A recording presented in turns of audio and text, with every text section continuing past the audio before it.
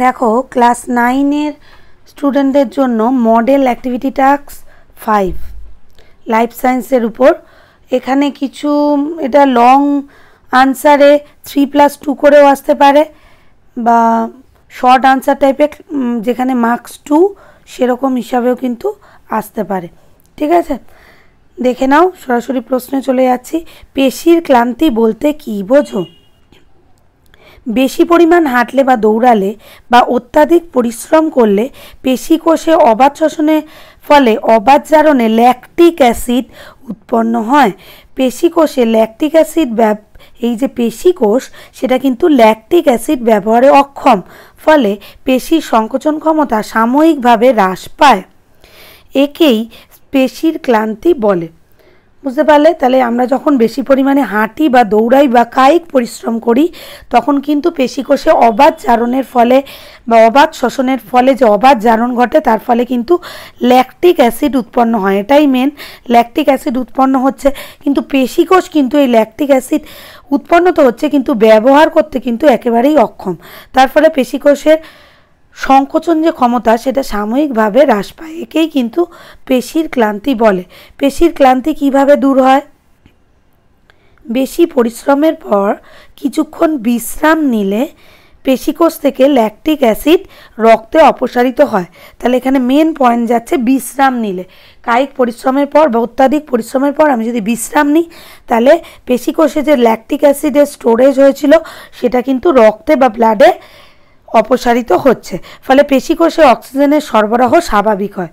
তখন পেশিতে সবাত শ্বসন হয়। তাহলে যখন কায়িক পরিশ্রম করছিলাম তখন হচ্ছিল অবাত শ্বসন, যখন একটু রেস্ট নিয়ে নিলাম তখন হচ্ছে সবাত শ্বসন এবং পেশির সংকোচন ক্ষমতা ফিরে আসে। ল্যাকটিক অ্যাসিড উৎপাদনের ফলে পেশির সংকোচন ক্ষমতা একবারে কমে গেছিল, কিন্তু ল্যাকটিক অ্যাসিডটা যেই রক্তে ডিজলভ হয়ে যাচ্ছে তখন কিন্তু সংকোচন ক্ষমতা ধীরে ধীরে আবার ফিরে আসে। এইভাবে কিন্তু পেশির ক্লান্তিটা দূরীভূত হয়। নেক্সট দেখো, পেস মেকার কাকে বলে?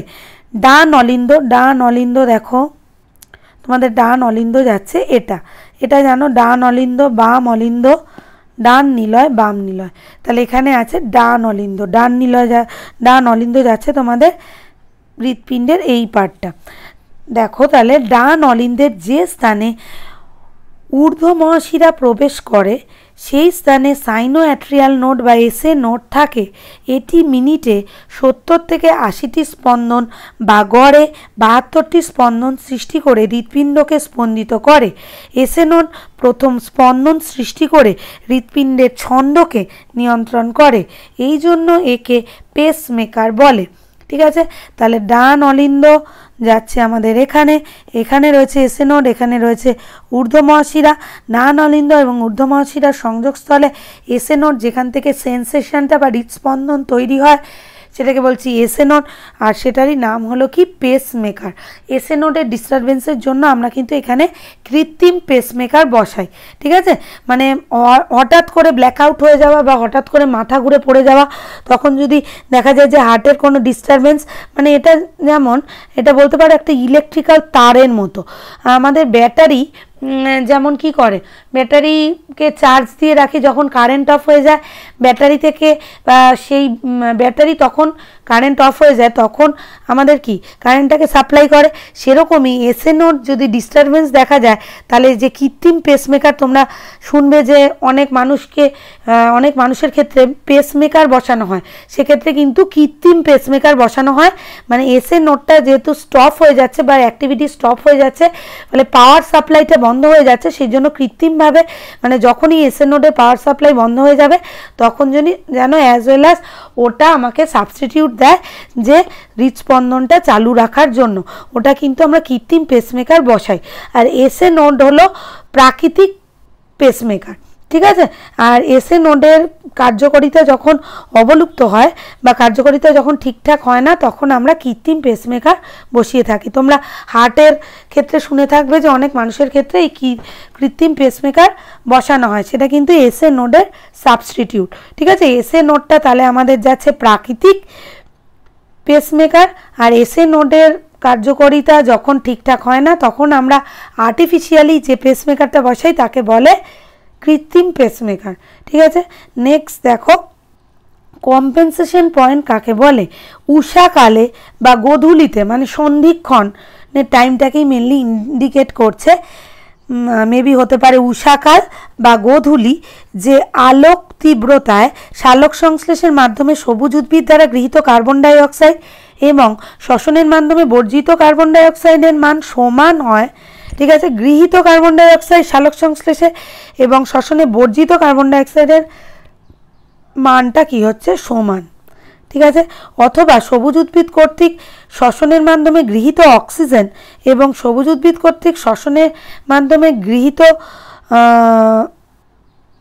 অক্সিজেন দুবার লেখা হয়ে গেছে এবং সালোক সংশ্লেষের দ্বারা বর্জিত অক্সিজেনের মান সমান হয়। এখানে একটু দুবার লেখা হয়ে গেছে, একবার কেটে নেবে। তাকেই বলা হচ্ছে কি? কম্পেনসেশন পয়েন্ট বা ক্ষয়পূরণ বিন্দু। ঠিক আছে, যে সন্ধিক্ষণের সমান হচ্ছে সেই পয়েন্টটাকে উষাকালে বা গোধূলিতে সেই সন্ধিক্ষণটাকে বলা হচ্ছে কম্পেনসেশন পয়েন্ট, যেক্ষেত্রে দুটো কার্বন ডাই অক্সাইডের মান ইকুয়াল হচ্ছে বা দুটো অক্সিজেনের মান ইকুয়াল হচ্ছে। ঠিক আছে, নেক্সট দেখো সমুদ্রের মাছকে মিঠা জলে বা মিষ্টি জলে রাখলে কি হবে? ঠিক আছে, মিষ্টি জল আমরা জানি যে নদী, পুকুর এগুলো কিন্তু মিষ্টি জল, আর সমুদ্রের জলটা হলো লবণাক্ত। সমুদ্রের মাছকে মিঠা জলে রাখলে মাছটি লঘুসারক দ্রবণে স্থানান্তরিত হচ্ছে, মানে সমুদ্রের জল লবণাক্ত, মানে সমুদ্রের জলটা ছিল কি অতিসারক, আর সেই তুলনায় মিষ্টি জল কি লঘুসারক। সেই দ্রবণে যদি স্থানান্তরিত হয় ফলে মাছের দেহের কোষে কোষে জল প্রবেশ করে, ফলে মাছটির মৃত্যু ঘটে। ঠিক আছে, অতিরিক্ত জল এই মাছের মধ্যে কিন্তু প্রবেশ করবে, ফলে মাছটির মৃত্যু ঘটবে। যেহেতু সমুদ্রের লবণাক্ত বা অতিসারক একটা দ্রবণ থেকে মাছটাকে আমি একটা লঘুসারক দ্রবণে বা মিষ্টি জলে রাখছি, ফলে অতিরিক্ত জল এখানে থেকে মাছটাকে যখন এখানে রাখছি, অতিরিক্ত জল মাছের দেহে প্রবেশ করবে, ফলে মাছের মৃত্যু ঘটবে। নেক্সট কোশ্চেন দেখো, প্রাণী রেচনের বৈশিষ্ট্যগুলি লেখো। প্রাণীর বিপাক হার উদ্ভিদের তুলনায় বেশি। প্রাণীদের কিন্তু বিপাক হারটা উদ্ভিদের তুলনায় বেশি। প্রাণীদের নাইট্রোজেন গঠিত রেচন পদার্থ উৎপন্ন হওয়ার হারও তাই কি বেশি। নির্দিষ্ট প্রাণীদের নির্দিষ্ট রেচন অঙ্গ বর্তমান। উন্নত প্রাণীদের দেহে জটিল রেচনতন্ত্র থাকে। ঠিক আছে, শর্করা ফ্যাট বিপাকের ফলে কার্বন ডাইঅক্সাইড গ্যাস উৎপন্ন হয়। প্রোটিন বিপাকের ফলে নাইট্রোজেনযুক্ত দূষিত পদার্থ যেমন অ্যামোনিয়া, ইউরিয়া, ইউরিক অ্যাসিড ইত্যাদি তৈরি হয়। তাহলে আমরা জানি যে পৃথিবীতে যত টাইপের খাবার আছে এই তিনটে আন্ডারেই পড়ছে, হয় সেটা শর্করা বা সেটা ফ্যাট বা সেটা প্রোটিন। সেরকমই তাদের থেকে উৎপন্ন রেচন পদার্থগুলো এখানে দেখানো হয়েছে যে শর্করা এবং প্রোটিন বিপাকের ফলে উৎপন্ন হয় কার্বন ডাইঅক্সাইড এবং ফ্যাট বিপাকের ফলে উৎপন্ন হয় অ্যামোনিয়া, ইউরিয়া এবং ইউরিক অ্যাসিড। তাহলে এগুলো যাচ্ছে উদ্ভিদ রেচনের বৈশিষ্ট্য। নেক্সট দেখো, ইউনিপোর্ট বা সিম্পোর্ট কি?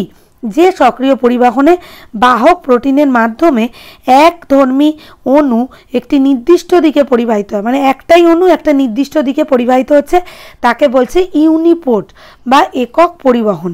ঠিক আছে, ইউনিপোর্ট মানে a single substance moves in a single direction. A single substance moves in a single direction. This is called uniport.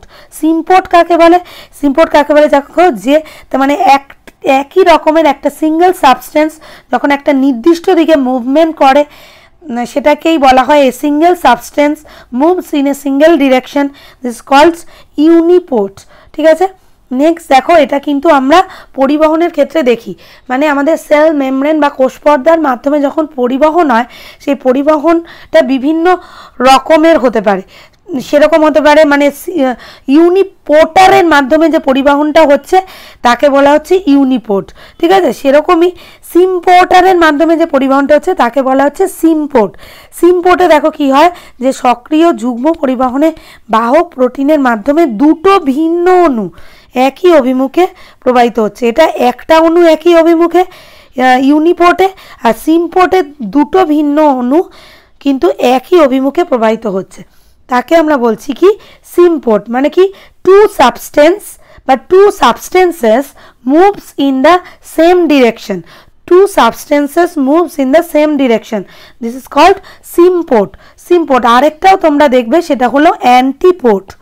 অ্যান্টিপোডটাও কি জেনে নাও, two substance moves in a opposite direction, two substance moves in a opposite direction, this is called অ্যান্টিপোড।